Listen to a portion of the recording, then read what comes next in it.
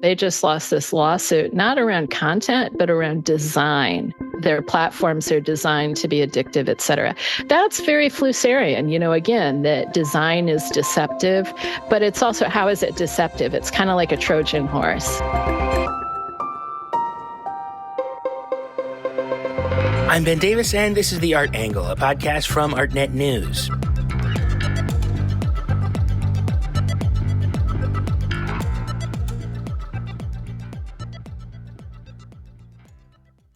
The average metropolitan person now is exposed to more media in a single day than someone a few generations ago would absorb in a lifetime.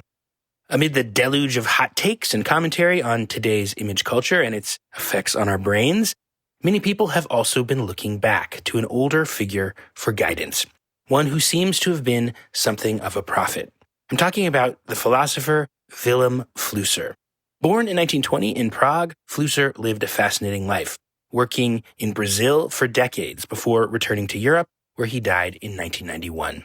In his writings of the 1980s, Flusser created a unique body of theory about how new genres of media were giving birth to a new form of consciousness, one defined by images over the written word. Flusser thought this transformation would reshape the world, and he developed a whole vocabulary to think about it, concepts like the technical image, the apparatus, and techno-imagination. These have had a huge impact on media studies and yet remain underknown. Long in the works, but now just in time to serve as a guide, Martha Schwendiner's The Society of the Screen, Vilém Flusser's Radical Prescience, is just out from MIT Press. Schwendiner is a teacher, an art historian, and a longtime art critic for the New York Times.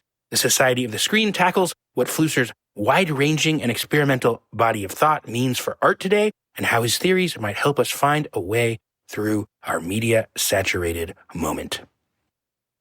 Martha Schwendiner, thanks for joining me to talk about your new book. Thank you. Well, let's start with the basics. What drew you to Vilém Flusser? Who is this guy? What interests you about him? Well, it's funny how I found him. He found me. I was writing an essay in my capacity as a critic for an exhibition in Wisconsin, small museum, and they were having a show of functional art objects. And so I was reading an anthology of design theory, and I stumbled across this essay called About the Word Design, and it was by Flusser. And it was his standard way of writing. It was pretty short, maybe 8 paragraphs, but it was really subversive, really smart, really funny. He was talking about design as sort of like deception and cunning, that the lever is meant to trick gravity and all this kind of stuff. I was just like, wow, I've never heard of this person. This is incredible. And then later I found his photography writings, and there was a trilogy, Towards a Philosophy of Photography, 1983, Into the Universe of Technical Images, 1985, and Does Writing Have a Future, 1987.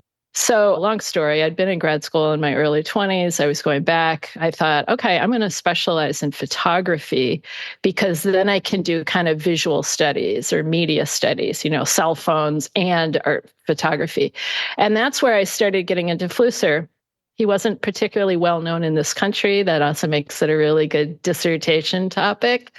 Well, I wanted to ask you about that. I mean, he's very famous in Germany. I know you mentioned that in the book that he's, sort of a theory rock star overseas. Do you have a theory about why he's less famous in the United States? Well, one is that he was part of the German media studies scene that includes people like Friedrich Kittler and then later Siegfried Zielinski, who was a director of the Flusser Archive. Part of it is translation. So it wasn't translated fully. In fact, only Towards a Philosophy of Photography was translated out of that trilogy. There are other things too, though. He did, oddly, it's like, why wasn't he here? He was here. He was writing for Art Forum under Ingrid Sushi from 1986 to 1992. That's a whole interesting story in itself. So, like you said, he is probably most famous for the Technical Images trilogy, which is from the 80s, but maybe we should go through some of the formative parts of his life. So he's from Prague, right? And loses his family in the Holocaust. So I'd say that's one of the formative parts of his story. Yeah. So he was born in 1920 in Prague, had this childhood probably a little bit romanticized, but it was in the First Republic of Czechoslovakia, and it was a good place. He was Jewish, so it was a good place to grow up at that time. It was liberal. And then that all got ripped away, in 1939 when the Nazis came in. And he left with his future wife and her family, and they made their way up to London and then down to Brazil. Why Brazil? It was one of the few places that was accepting Jews. And then found out a little bit later that his family had been killed in the camps. So completely devastating. Very young man. And then they had 3 children. So he was, working, and as he called it, working during the day and doing philosophy at night. And then slowly kind of making his way into the philosophy community, but also the art community in Brazil. And he lived for 3 decades in Brazil, from the 40s to the 70s. I find that a very fascinating period of his story. And he was an active philosopher, active in the art scene. He worked with the São Paulo Biennial early on, wrote for the newspaper. So maybe just lay that out. How did that moment in Brazil affect his thinking? Yeah. Well, the paradox is that he wanted to be in the US. And you go to the archive there, he's always writing some university in the US. He wants to come here. He thought this is the center of ideas. The funny thing is that Brazil was actually a center of ideas. One thing is in abstract art. And, at this point, it's such an important part and almost cliche of art history, abstraction in the 20th century. But in Brazil, it was important because it was kind of above language in a sense. People could read abstraction. And this started to have an effect on him. He was very friendly with an artist named Vilém Flusser, who started the first abstract art studio in Brazil. And Flusser had been a member of the French Resistance and saw abstract art as very revolutionary. It was the kind of new... So a fellow refugee? Yes, right? Absolutely. Also from Eastern Europe by way of Paris. So abstraction, that's one. And also you have to keep in mind that Brazil, they speak Portuguese in a continent where most people speak Spanish. So this idea of language and passing borders and above language in a sense with abstract art, that's one thing. The next thing is concrete poetry. And he started to really sort of get clued into that. He was very friendly with the writer who's considered sort of the James Joyce of Brazil, João Guimarães Rosa. He wrote a book called Grande Sertão in 1956.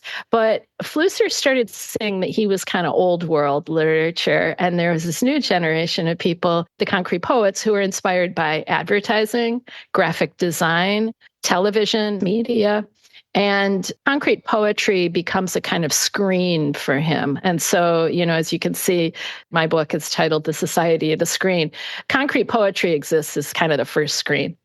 I thought that this was just a fascinating chapter in your book. If he had ended up in the United States, it would have been a totally different theory, I think, because in the United States, a lot of abstraction was reacting against mass culture, whereas in Brazil has an entirely different technological moment in the 40s and 50s where it's all about development and embracing technology. And I just never put together this narrative that you put together in the book about how concrete poetry, concrete art, were thinking about really synthesizing with this new technological culture as this potentially universal language, and how that resonated with this technological project. And so in his thinking, really art and technology come together in a much more utopian way at this point, or am I misreading that? Because it takes a dark turn later. But yeah. It totally takes a dark turn. But also Brazil, it's got a similar history to us, slavery, colonialism, all the terrible stuff. But it was also a young country in a sense. And so that's part of what people thought they were building. And that concrete art, concrete poetry, abstraction, all of those things played into it. The other thing that has to be mentioned is the São Paulo Biennial. So that was the second biennial. The first one, obviously founded in the 1890s, was Venice. But it's also along similar terms. Venice was trying to form a biennial as a kind of nation building project. Italy was not the greatest nation. It was actually a new nation in the 1890s. It was not very old at all. And the same thing in Brazil. So the São Paulo Biennial was founded in 1951. And, it wasn't the biggest town at that point in time. And so his friends were involved, and he started getting involved on kind of an advisory level, and then became sort of what would be called a curator. He was not called the curator, but in the late 60s, early 70s. Had some far out ideas for what they should do with the biennial, right? Yes, but, this whole idea of being sort of prescient, looking forward, he was interested in the exhibition as a laboratory, communications, all this kind of stuff that looks forward to whatever relational aesthetics, social practice, a lot of those things. He does leave Brazil then, and although the 60s in Brazil are now remembered as this golden age of artistic experimentation in Brazil and Brazilian pop culture, but it's also the age of the ascendant authoritarianism and dictatorship. How did he react to that? Here's the thing. It was very complicated for him. Because he had left Prague, he had no college degree ever. And he was trying to become a philosopher. He did make his way into the philosophy community, but it was because he was very friendly with a guy named Miguel Reale, who was a bona fide fascist. He was in the Brazilian integralists in the 1920s, 30s, 40s, et cetera, which are also the precursor to Bolsonaro and people like that. There's a direct connection. What happened is that Brazil had a coup in 1964 and then a military dictatorship from 1964 to 1985. He was friendly with some of those people because they were part of the more conservative Institute of Philosophy in Brazil. But he was also taught at a university for a long time. He was a lecturer. He was very popular. And it started to get a little bit dicey that he could get swept under in these, basically pogroms that were happening. So he left in 1972. Also, sort of anecdotally, people always say he stayed so long because of his in-laws. They're the ones that had got him out of Nazi-occupied Prague, and they stayed there. So yeah, then he came back to Europe. That's a whole other part of the story that's very interesting. There's a posthumous book called Freedom of the Migrant, and his writings on migration. That's a whole other chapter. Not so much in this book, but I've written about it some, and I'm going to continue to write about it. So then he ends up back in Europe. He basically flees to Europe in order to continue his writing and research. Yes. And that's where he starts getting into things like he's writing about gestures and phenomenology, also nature. I'm putting that very broadly, but he wrote a book called Natural Mind. It's very funny. He calls it a tourist guide for Brazilians in Europe. What do you mean by that? Well, from a philosophical standpoint, if you think of German idealism or even like Caspar David Friedrich and the Sublime, but then you go to Brazil, it's a very different type of nature. It's insects and scorpions. And, if you think of Werner Herzog and what he felt when he was filming in the Amazon basin, he is very aware this is a very different type of nature, not so benevolent. That's part of what makes Flusser interesting in the current moment is with globalization and also a global art world, everywhere is not the same. He's one of the people that really was on the ground in terms of sort of forced migration and seeing that people think differently, eat differently, paint differently, but that nature is part of the root of that. A thinker of great richness, and he's full of heady ideas. He also, and this is something your book really drills in on, has tons of collaborations with artists. How did those affect him, both in Brazil and then after Brazil? Well, it's, again, because he lacked a degree. He couldn't just sort of crawl into the university and stay there. And these forced migrations, I sometimes think if he hadn't ended up in Brazil, he wanted to be a philosopher as a very young man. He had to leave Prague when he was 19. He might have just ended up a very boring Central European philosophy professor, And instead, he just had to keep kind of reaching out. He was an autodidact, essentially, but he always collaborated with people and was reading. And then I think it just slowly, over the course of decades, he started, first of all, being asked to participate in various art. Larry mentioned the Sao Paulo Biennial, but for instance, the artist Mira Chandel, who's become more popular literally over the course of my doing my research in the last decade. Hauser and Wirth picked up her estate at one point, and all of a sudden you'd see Mira Chandel everywhere. But she read philosophy also before she was forced out of Europe and then came to Brazil and became a painter. So they read, for instance, a philosopher named Jean Gebser, who's not so familiar here, a kind of New Age philosopher based in Switzerland. So he was always reading and collaborating. And then the collaborations, when he moved back to Europe, became more actual artistic collaborations. For instance, a video called Gestures of the Professor with the French artist Fred Forest. I'll talk about that at EAI in a couple of weeks. And a video with Haroon Farokhi that's one of his best known artworks from 1986 called Catchwords, Catchphrases. Yeah, Farokhi is a particular favorite of mine. I mean, maybe talk a little bit about their relationship or their collaboration. So after he published the first book, Farokhi, and I'm going to publish a paper in the fall on Flusser and Farokhi to kind of flesh that out because it's just so incredible and so interesting. And Farokhi, of course, is a rather beloved artist, died a little over a decade ago. A filmmaker turned video artist in some sense, like Flusser, sort of forced by circumstances. The dry up of funding in Germany for film led him towards the art world, video, 2-channel, more than 1-channel video. After he read Towards the Philosophy of Photography, he was really galvanized. And so he and Flusser, they made this video. It's about 15 minutes. And they're sitting there looking at the front page of the newspaper, Bild newspaper, a tabloid newspaper, and kind of analyzing the relationship between text and image, which is really central to both of them. Yeah. And Farokhi, an artist who just all the work is about exploring the impact of different kinds of images on people's political consciousness and way they think about the world in very unexpected ways. And you can really see the resonance with Flusser's writings, which engaged with the photographic image in this expansive philosophical way and really focused on how the images determined us as much as we determined images, correct? Yes. You just mentioned Towards the Philosophy of Photography, so let's go there. That is the first book that really galvanizes people. He's maybe best known as a philosopher of photography. So what is it about photography that captured his interest? Okay. I think he got dragged into to photography. Oh, really? What happened in the 70s is that all of a sudden there was all this interest in photography in the art world. Just in New York, we had this famous curator, John Charkowski at MoMA, and a great deal of interest, William Eggleston having a show at MoMA and all these kind of things. So all of a sudden, photography wasn't this marginal thing. It was very important.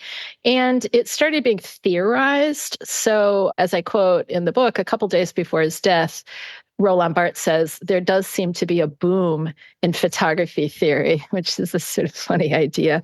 But the other thing that's very funny about it is that most of these people were not photography specialists. Roland Barthes was not a photography specialist. Susan Sontag was not. Looking back earlier to the 1930s, Walter Benjamin was not a photo theorist, but it just was, again, encroaching on the world. So the thing for Flusser that's very interesting is that he comes up with this idea of the technical image, which is any image generated by a technical apparatus. That sounds a little broad, but in the simplest sense, what it means is that he wasn't interested in photography. He was interested in technological images. So that could be film, it could be television, it could be video, it could be one of his favorite things, holograms, which are very big in the 70s. Very He's 70s, always going very back. 70s. He's like, and the hologram, But then forward looking too, AI, vibe coding is essentially a technical image, so using text to create images. So as opposed to what, though? I mean, I guess you talk about this in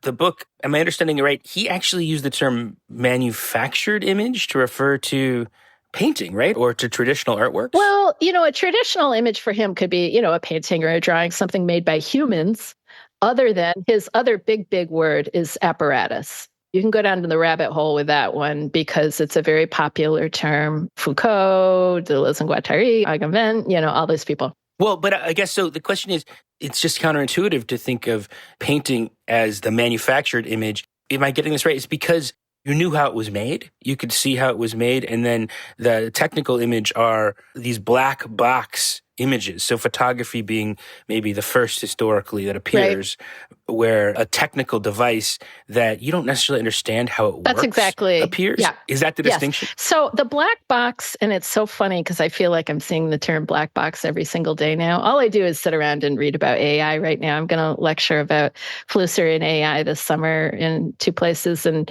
it's super exciting. I love it. I kind of just stayed away from the AI literature for a while, but once you go down the rabbit hole, and it's a developing thing. I'll back up a little bit. So for Flusser, the black box was the camera, literally. You can't see inside it. You don't know how it works, or only the specialist knows how it works. The other thing you have to keep in mind is that when he was writing, not every single person was a photographer. Now we're all carrying around these phones. Of course, we don't know how they work. We only get sort of small indications. So like, I'm changing the operating system on you and things look different, but only specialists and experts actually know how it works. So there's a lack of transparency, opaqueness, that kind of thing. And now they talk about it with the algorithm. They're always talking about algorithms as a black box, and a lot of the AI stuff and social media and whatever. The other thing that's very funny, when I mentioned in the beginning that I was drawn to him, his design writings, like huge shout out to the design writings. But Meta and YouTube, they just lost this lawsuit, not around content, but around design. Their platforms are designed to be addictive, et cetera.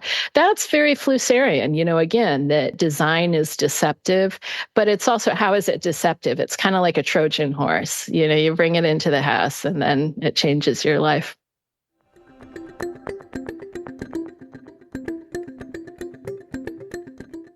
From the chapter on design from your book, he has a quote that really struck me that was, "We can choose either war and an elegant, user-friendly life in the midst of good objects, or everlasting peace and a squalid, inconvenient life in the midst of badly functioning objects." So picking up on the idea that a lot of technological change has been driven by conflict and war, innovation demanded by the most awful reasons. But it's a very bleak view. And I think in general, the black box idea had political implications for him, right? It's one of the things that makes his theory of photography specific, that the apparatus idea represents these image-making devices as determining us as much as we determine them. And then when they're black box objects that we don't have any understanding of the actual process of production, that affects our relationship to ourselves, to power, and so on. I'm paraphrasing a lot of things from the book, but help me out here. Well, he's really good in the kind of keyword sense, like apparatus, black box. What happens if you don't kind of get into that black box and deal with it is you become a functionary. And he also often says functionaire. Yeah, he says functionaire quite a bit, but he means a functionary. And his classic functionary, from his own, from history, you can kind of see why, is Adolf Eichmann, who is a Nazi operative and whatever, and Hannah Arendt had written about him. But it's the person, she coined... The banality of evil, yes. She coined the term the desk murderer, the person who's just kind of signing off, sitting at their desk signing off.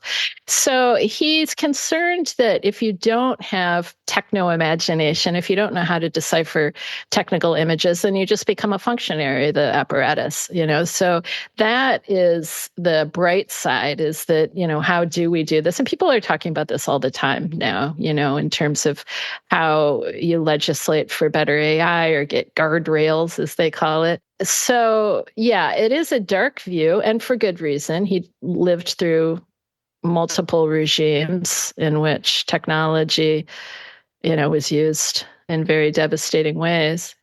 So one of the things about the apparatus idea is that it is accustoming users to relate to forces that they don't really understand. And that's one part of his analysis. And then the other part of his analysis is how photographic imagery or technical images create the conditions for us for a post-historical condition. And Maybe you could explain that, because I think that might also resonate very much right now with our current discussions about media is the way the change in media regime towards a more image-driven regime changes the way people think about the structure of information itself, how you relate to the past and everything else. Yeah.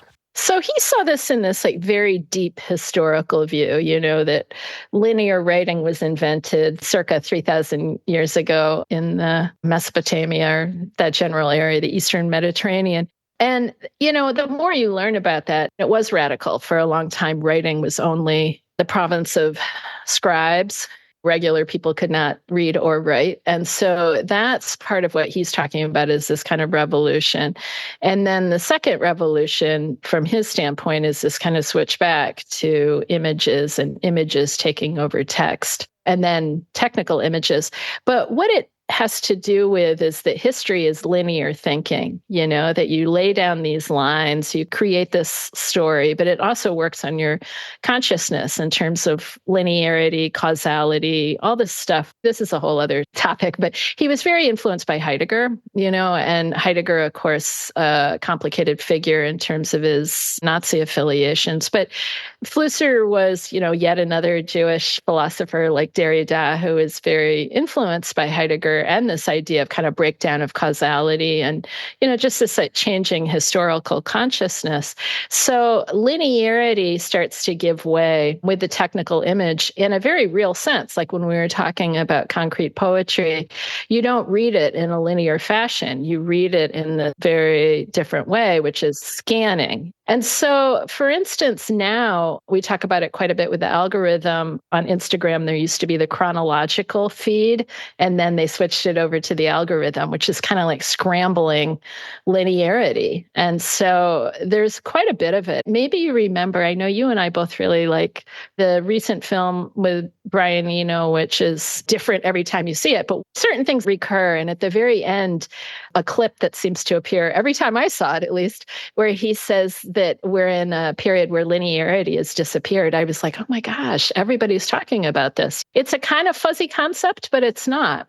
So basically, he thought that because you received information all at once in an image, instead of through a text where things were laid out step by step, that it was training your brain to receive history and code data in a non-linear way that affected people's relationship to history and causality and logic and so on. Did he think that was a good thing? I think part of what I like about him is it wasn't a good thing or a bad thing. It's like, this is how it is. And that is part of why, he's been kind of celebrated. There were other people like Baudrillard and people like that who were like very negative, pretty nostalgic.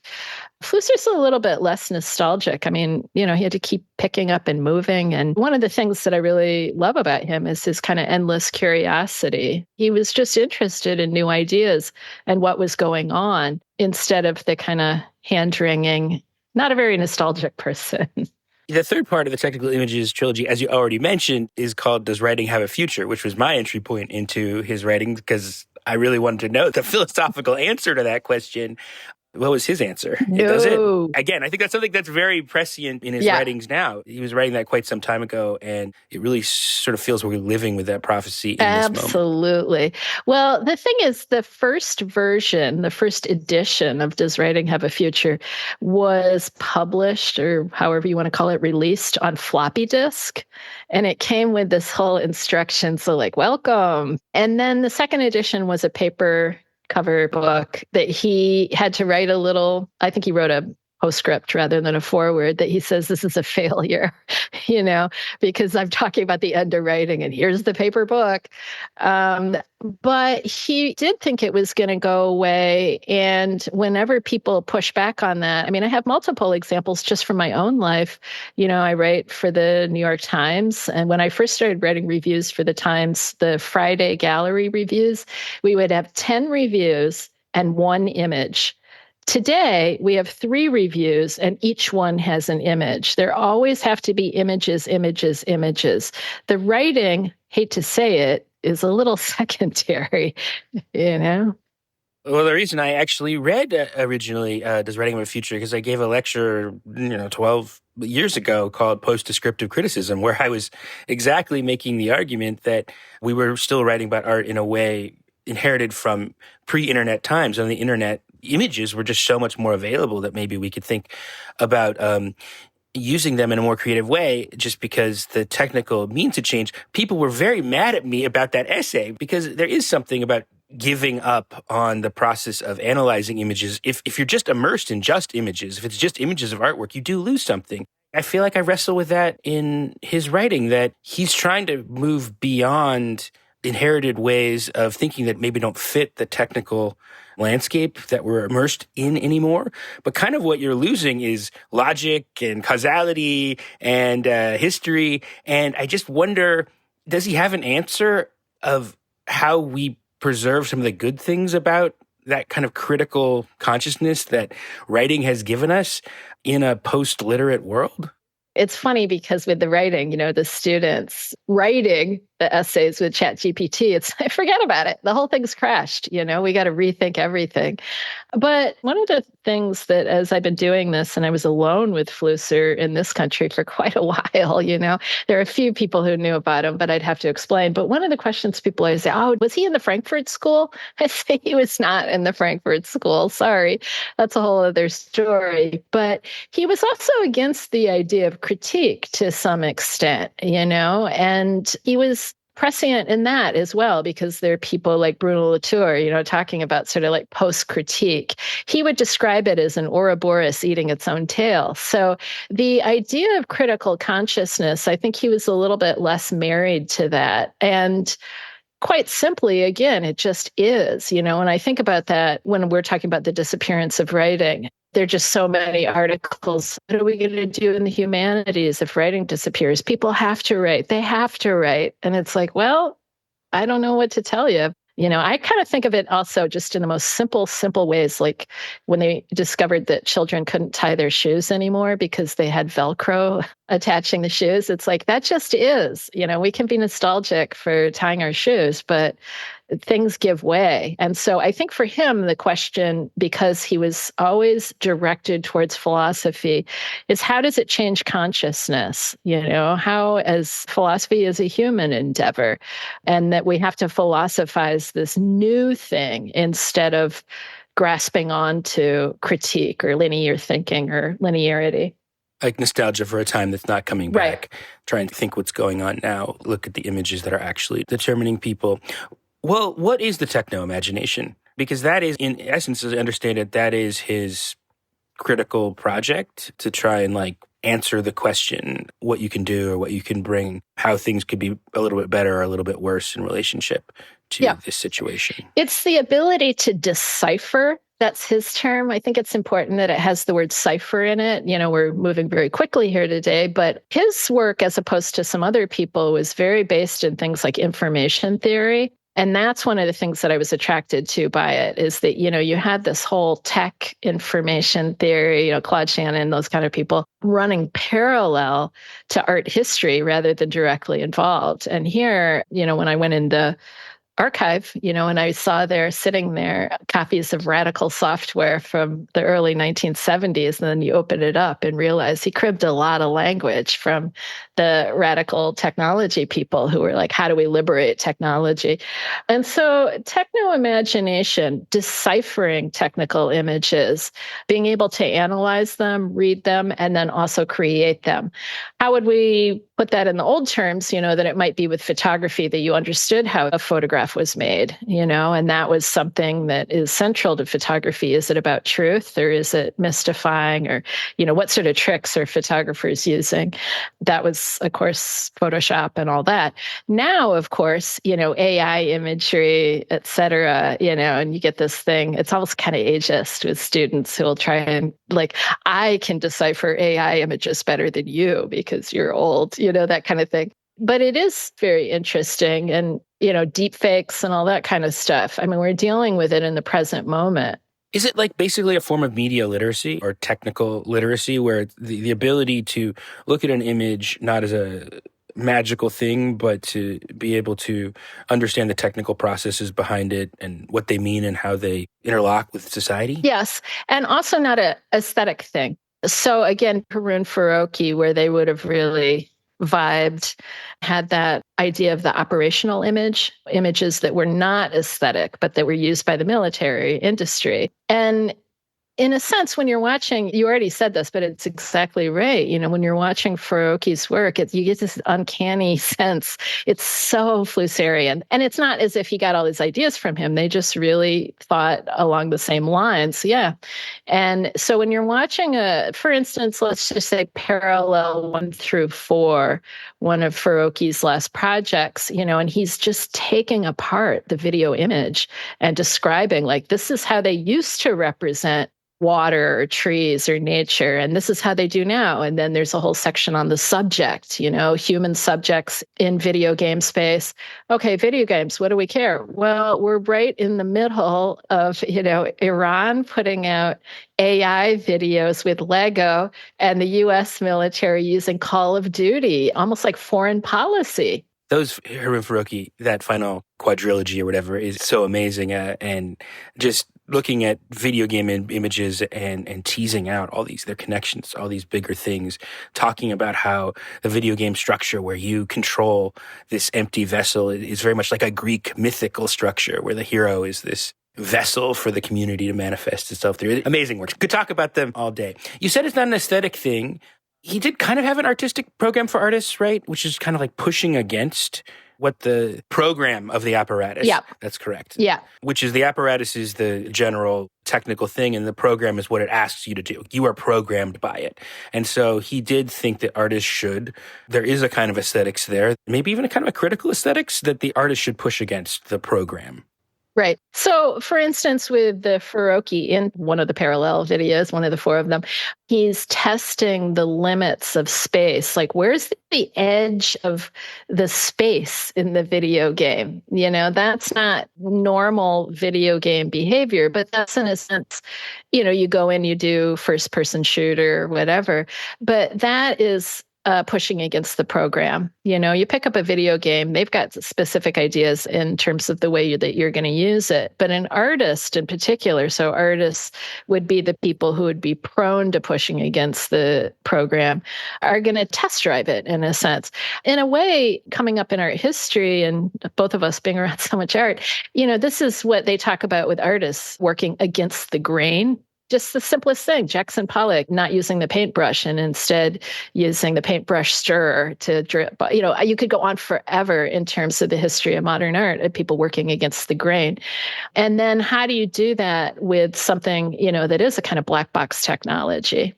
So technology changes fast. Maybe I think one of the reasons why his writings might be resonant now is because I think people are really feeling that they're being programmed in a new way by technological forces around them. But on the other hand, he is dead and not here to theorize the most recent developments. So for people who are wondering, why go back to this figure for now? I mean, what is his relevant to all the technology that you've been referencing? Well, I would say, for one thing, it's not just nostalgia, but it's not like, with philosophy here, we mentioned Heidegger, who is, for many people, including myself, one of the most important philosophers of the 20th century, is that you get a sort of sense of where we are coming from. But also, there are a lot of people that people are going back to. So, for instance, Baudrillard, people are very interested in this idea of simulation. It's not that he just theorized it in the 80s and it went away. We just described, when I'm watching the Iranian Lego animation, it's like, there's Baudrillard right there. We're living in the simulation. Similarly, Judith Butler, she's still alive. And so people say, can you please comment on gender in this really fraught era around a lot of changes with gender, but also some of those in the same way that, the technology we're talking about in gender, the developments in endocrinology and things like that fundamentally change people's ability to change their gender. A third person I'll mention would be Octavia Butler. People are really going back to her and saying, look, this person thought of Afro futures, but also predicted a burning Los Angeles and a president who said, make America great again. And it's that kind of science fiction thing. You can't make this up. So there's a way in which, when you look back to this writing, first of all, it's great writing, but at the same time, you sort of see so writing does have a future then. Yeah, no, it's sort of funny because I'm like, sure, I'll get on board with that. Or does it reading have a future? But, also remember the other thing, how many people say to you all the time, we're doing a podcast right now. They say I listen rather than read. So as many people have said, the new oral audio future. Yeah, I mean, I wrestle with that all the time. And there's a lot of audio wallpaper out there that I think is post-historical, post-critical. And one of the reasons I want to have you on, because I'm interested in critical people. I'm interested in how you make this, what you get out of having put an argument together from beginning to end and thinking about causality and stuff. I'm not ready to give up history and criticality is what I'm saying. Yeah. So the last question, I guess, is you are a well-known art critic. We've known each other for years. I've known your writing since you were at the Village Voice when you would have the big part of the page. And sometimes when I was a baby art critic, I'd get to have the little box in the corner. We've both lived through, as you alluded to, the media transforming the internet and then social media and now artificial intelligence transforming how words and images function.